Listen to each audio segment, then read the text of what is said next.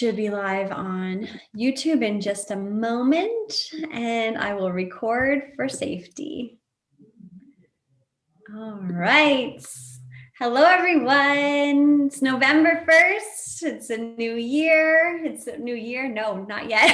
Not yet. Soon to come. It's a new week. It's a new month. And I have a new guest here with us. So I'm so excited to introduce you to Deanne. Hold on one second. I got YouTube going in the background. For safety. There we go. I have my friends. Oh my Hello, goodness. everyone. Hold on. November 1st. Hold on. It's a new year. Might need to do some editing in this day. Not yet. Soon to come. It's a new week. It's a new month. All right. It's 2020. Well, I'm here with my friend Deanne, and I'm so happy.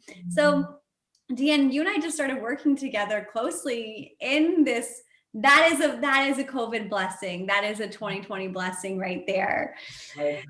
So many cool things have happened this year, but it's been such an interesting year it seems like it's been going on forever, yet it's November 1st, which means the year is almost up. And when I was thinking today, I was like, okay, I need to bring a new episode into the world for Ambitious Mama. And I've been wanting to have this conversation with you for a while. And then boom, it just happened. And here we are with like no notice. So thank you for being game. You're welcome. So Deanne DeRose, she has been an entrepreneur here for how long, Deanne? In my lifetime, I've always been. So I'm 58. So since I was, my late teens, I used to be a stockbroker, which is very entrepreneurial, actually. Absolutely, it is. And then with our current company, 24 years. I mean, I'm just going into my 24th year. It's incredible. So you've been your own boss for how many years? That would be 40 years. Wow. Could you ever imagine working for anyone else? Never. I can't. I would make a really bad employee. That's what I say too. A really bad employee, right? You want me to do what? Be there when? I don't think so. You want to pay me what? Are you kidding me? Oh my gosh. All right. So Deanne, what do you like if people here are tuning in and they don't know who you are? What are a few key things that really you think that the woman who's listening, who's obviously an ambitious woman, if she's listening to this podcast, if she's being drawn to you and I, she's ambitious. What are a few key things that you think would be important for her to know about you? Well, I had to become my own cheerleader. And that I think is really important for any ambitious mama out there, is be your own cheerleader and hear nothing else. Yeah. But what you're feeding yourself. But I'm also a realist. So I'm not feeding myself, unicorn dreams and, pixie dust.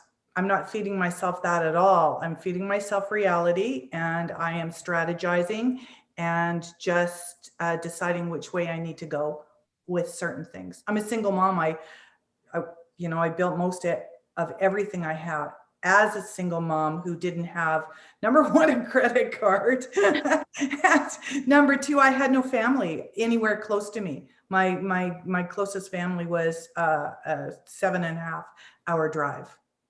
That's incredible. It's incredible. Yeah. And you really believe in uplifting other women around you. 100%. Absolutely. That's, I think, and that's one of the things I am so inspired about these days. So business for me started in the 80s. And as a woman in business, we had to compete.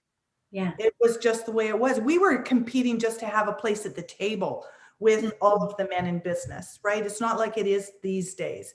And what I do see these days is so many women that are trying to, help raise each other up. Whereas I came from that place of competition, and now it's women that are still in business at my age. We're all looking at each other going, okay, isn't this nice that we don't need to compete anymore, that we can just help rise each other up? Yes, absolutely. Huge. And I remember you sharing that with me too, because you were noticing how we were working a little differently.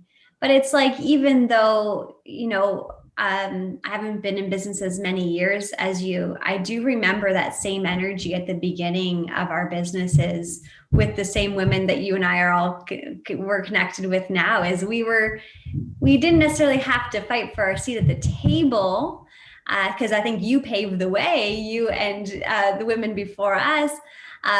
So thank you for that. But also, our egos were in the way in our 20s, right? We didn't, it couldn't be that she could be great and I could be great. It's like, I still, you're still fighting with that ego inside you. And then I think eventually I think for a lot of us, once we have children, we're like, okay, no, we need each other. And then that all kind of washes away. Well, I think for a lot of us, at least. Do you know, I think that's so right, because that was actually the time in my life, in my 30s, when I was raising my daughter, when I actually learned to like women. Because before that point, there was just so much competition and so much. But I think, it goes back to prehistoric times, right? When we were cave women, right? What were we doing? We were competing for that male to provide and protect us. So it's innate, Yeah. and I think but things are different now. We don't need that. We're very capable of surviving and creating phenomenal lives for ourselves. But I remember that, especially in my late 30s, actually breathing that exhale of going, wow, I have girlfriends and I love these women. And now, and that is the same now, right?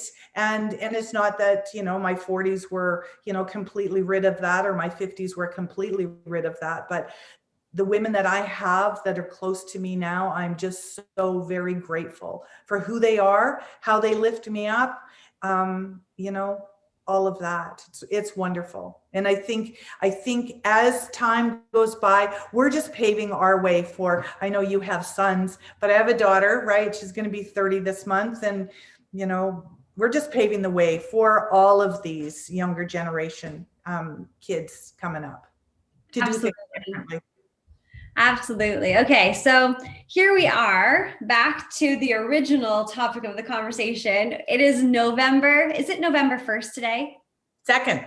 It's November 2nd today, you guys. So we have an opportunity, just even stepping into this and noticing this, to finish our year off strong. So that was the original intention of why I invited you on this call. You and I could talk for days and probably many episodes to come. But I would love for you to share a story with us about when you finished strong in your career, like a moment where you decided, like, no, it's not going to end like this. So I'm going to finish strong. And then maybe we can get into some practical steps to set everyone up. Okay. I was in South Korea, the opening of our companies in South Korea. I had been there for 3 months. I had another 2 weeks left. And it was, okay, so this is now the end of August. I have till the middle of September, and I'm coming back to Canada. I am $20,000 in debt of borrowed money. I didn't have any money. I'm a single mom. But I believed that I could go and do this. And while I was there, it was like I had to either pull the plug, right? But I was already there and I was already in debt. So then what am I going to do? And I just decided that I was going to, well, two things: finish strong. Okay, finish the year strong. I knew that these previous 3 months had been a financial disaster, but I was going to finish the year strong. And I was going to finish the year not as a failure. That was just all about me. And so what I did is I did what I knew how to do. And that was to go in. I went inside and I created my end of my year for me in my mind's eye, emotionally, with my imagination, the feelings of where I wanted to be at the end of the year. And basically that was, not as a failure in my own eyes, right? And on a path to correct all that I had lost, but I knew that I would take what I knew as a gain. And this is exactly how it happened. I focused in on this in a meditation, focused in on this. About 5 hours later, I got a message coming back to me that someone was very interested to build in a new country that we had just announced, which happened to be Mexico. And I started corresponding with this person that wanted to build in this country. And 2 weeks later, I flew from South Korea to Salt Lake City and met with this person. And then this person and we finished the year so strong. And that actually set me up in my career and, the $1 million earner that I am with this company. Oh my God. I did not know that. True story. Oh my goodness. Wait, Yeah. does that mean that Miss Conchita is in your organization? Yes. Holy smokes. Yes. So amazing. Actually, on this same YouTube channel, there's a video of me interviewing Conchita. Really? Yeah. Oh, how cool. I'll send it to you. Okay, so that is amazing. So you did not finish the way you thought you would. You couldn't have even dreamt up how that would have gone down. No, I had no idea. None whatsoever. Like, wow. It wasn't even on my radar. So what's the lesson in that? I think the lesson is sometimes is we don't actually know how something's going to happen. We just need to know that it's going to happen. Okay. So that's how I do things anyway. Okay. So in your visualization, you were connected to the emotion and just the feelings of what it would feel like to be successful and to feel accomplished and all those things. So then the how wasn't your concern. The how was not my concern, and what I was emotionally attached to in those few moments that I went inside. All I did, I needed somebody to help me build. I needed a business builder, and that was my only focus. And that business builder did not have a gender. All I had was business builder. I just knew that they were a builder. That's all. They had no gender. They had nothing other than the fact that they were a business builder, and I was calling them forward, and I knew. And so that was the attachment that I got, was just that emotional attachment and that feeling that it was going to happen. It came out of that. And then literally hours later, I get an email. So this is turning into a how to manifest. Maybe. Well, it's kind of, that'd be my life too. Well, that's the way we all need to work. If we're just working on our grid alone, which I know you and I are hard workers, that can get tiring. Oh, so let's set these ladies up, and any of the amazing men listening, let's set everyone up. They're like, okay, I'm ready. This year was a bit of a bust. It did not go as planned.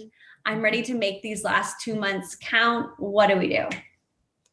Okay, well, I think first what we need to do is decide what we want the end of the year to look like. And maybe the end of the year for us is not, all fanfare, or it's not our greatest success, but it could be launch us into something that's going to happen in the new year. We just need to make that decision outside of mass to mass. So as you said, we can work really, really hard out here, and that's mass to mass. If I work on something, I'm going to earn something for that. Mass to mass, right?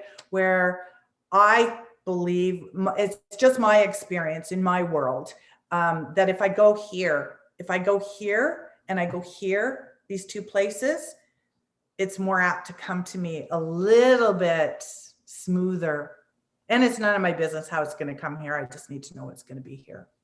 Love it. Love it. So decide what we want. So can I say, all right, that's it. I want to finish this year with very specific, um, measurable outcome and own that. Sure. Anything I want.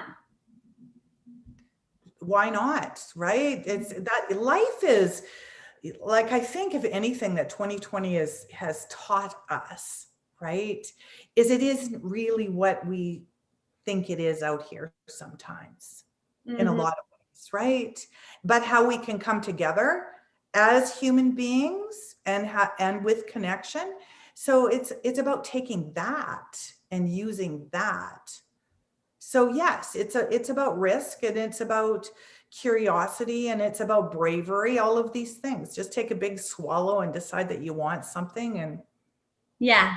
And probably whatever you want to decide, there's probably something crazier than that has happened this year. absolutely. You know, the only thing that we need to do is we have to do it within our own realm of believability. Absolutely. Right. So, you know, like for instance, if I said, and I would love to do this, I believe I'll do this in my lifetime. Um, but if I said by the end of the year, I want to, you know, be an astronaut, or that's not realistic, right? So it has to be in a realm of personal believability.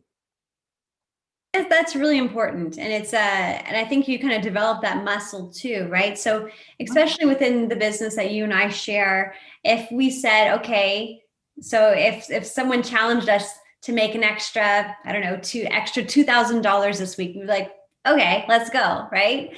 And if someone said, okay, make an extra $200 a week to someone just getting started, they'd be like, oh my gosh, you know. But the thing is, it's like it's all relative, right? And it's like that we all have that number or that thing in our life that we just can't quite claim with ease yet, Mhm. right? And I think as we, you know, we slowly begin that belief muscle, that we build that belief muscle based on our own capabilities, but also when we realize how powerful we are too, and also experience and all that. Okay, so step one is decide what we want Mhm. very clearly. What's next? Um, you know, then I think it's about playing that mental game as to what you need to do. And so going into that place of saying, you know, how is none of your business, it doesn't mean that you sit and just wait for it to drop in your lap, right? You Mhm. do the things that need to be done. So what is it that needs to be done in your life to get you where you need to go? And so maybe it's, you know, making a list, maybe it's connecting with certain people, maybe it's like not procrastinating on something that you've been procrastinating on, like whatever. So then you get ready to play that emotional game, and you or the mental game. So strategize. I'm a big strategist, right? So you get your ducks in a row. What do you need to do, right? And then the emotional game needs to follow that. So, you know, who do I need to be able to go forward to do this? So if I am not someone that is, you know, of, you know, a certain integrity, where I'm asking for integrity, if I'm asking for it to come forward, but I am not that in myself, if I'm not aligned with that, I have to be aligned. So how can what emotional game do I need to play with myself? And maybe I need to stop lying about my certain things to myself, or maybe, you know, I need to fess up, or whatever it be, right? Those are more ducks. So those are the emotional ducks that need to be in a row. And then last thing I think, and this is all just my opinion, right? The last thing I think is have a very clear picture, like end game. What is that? What are those seconds, those moments, you know, I remember was years ago. So this is years ago. I moved out into the bush with my husband. I was married at one time, my very young daughter. We moved to the bush. I wanted to live off the grid. And it was a process of basically selling things, getting everything in a row, and also trying to find a place in the bush that I could live in this log cabin and manifest all of these things. But this was the end result. And this is what I mean by end result. All I saw was this part of my hand right here. this part of my hand, holding on to a coffee cup. And it was against a red, like, tablecloth, which I didn't have. I didn't have any of that. And that's all I focused on. And what I was focusing on, it was done. It was done. I'd moved, everything had happened, it was done. And sure enough, I'm sitting out in the bush in this little log cabin. I looked down one day and I had bought this red plastic tablecloth because my daughter was really young, right? So I want her to be able to color and stuff like that, and not worry about washing anything. And there I was, coffee cup, hand, and I had that feeling. It was that alignment matched. So dream the dream. So that's the end result. Dream the dream. Doesn't matter what it is. It's just a talisman, just that little tiny picture. And then just keep focusing on that, and then do everything that you need to do to go towards that. That's amazing. I think I call number 2 inspired action. There you go. Yes. It's like, so I once paid a coach a heck of a lot of money to walk me through. I was making a specific rank advancement in our business, and she told me I had to decide, right? And I was like, well, I want to decide, but how? Like, how is that ever going to happen? Like, I was focusing on where I was, not where I wanted to be, right? And she goes, the how is none of your business. The how is none of your business, right? Are you deciding yes or no? Because if not, like, we're just wasting our time. Are you deciding? I'm like, okay, I decided. Then it was about, and I'm not sure who told me this, or probably a combination of different mentors over the years. But to me, it's like, in my head, it's like not leaving a rock unturned. It's like, is it here? What about this? What about this idea? And you kind of like, you don't know how it's going to unfold. Like for you, it was, that email that came in from someone in Mexico. But because you were aligned to receive it, otherwise you might have just blocked and said, no, I'm trying to build here in Korea. Right? You weren't blinded because you're just trusting that it could unfold different ways. Absolutely. Yes. You build them back, and there you have it. Thanks for starting Mexico, because that look at them now. Yeah, look at them now. Yeah. It's wonderful. Fantastic. That's amazing. Well, thank you so much for joining us. So for all of the women who join us every day for Power Hour at 11 o'clock, those of you who don't know what Power Hour is, Deanne and I, we lead this. It's a beautiful collaborative community where we literally hop on for 1 hour and we take care of our mind, our body, and our business all in 1 hour. And it's just so beautiful. But the women who are listening from Power Hours, is there anything specific you want to tell them to finish their year strong? Well, I think it's just the same thing. They need to just see their end result. They need to continually show up as they are, see the end result, strategize forward. And then, of course, because we are rolling out what's going to be happening, like you told me the other day, that you've got, a phenomenal guest event that's going to be coming up, that you're going to do online. We're just going to roll these things out. So you just, we're the ones that are trying to strategize so much for so many, and they just need to follow these strategy steps, right? And see their end result and where they want to be. Absolutely. And those of you who are listening who are new to a business or an industry, whether it be with Deanne and I or something completely outside of that, there's so many people who have left breadcrumbs for you. So you don't have to always reinvent the wheel, right? There's people who are, there's definitely people in your industry, in your career, in your business who are going to be happy to help you maybe skip a few steps and maybe take a easier, less, a path with less weeds and things like that. And if you're not in a situation like that, I definitely recommend it, because that's really what's available to everyone. You should be in a place that is supportive and collaborative and, around women and men who lift each other up. Absolutely. And I just want to take a really quick moment, because we're talking about Power Hour. And I just want to thank you for Oh. starting it. And so you started it, what, in March? I got invited on board in April. And yeah, I think it's helped change a lot of businesses and helped a lot of people in these very hard last 8 months. And we might be down for another, 4 or 5 little hard months, but because of our community, we'll get through. We've got this. Thank you so much. Well, it's great that we can do it together, right? Because I was running out of steam with these 2 little ones in homeschool. Amazing. Well, we hope this episode is valuable to everyone who's listening or watching, and we wish you the best. So decide to finish strong. And Deanne, I'm finishing strong. Are you? Oh, absolutely. Let's do this. Yes.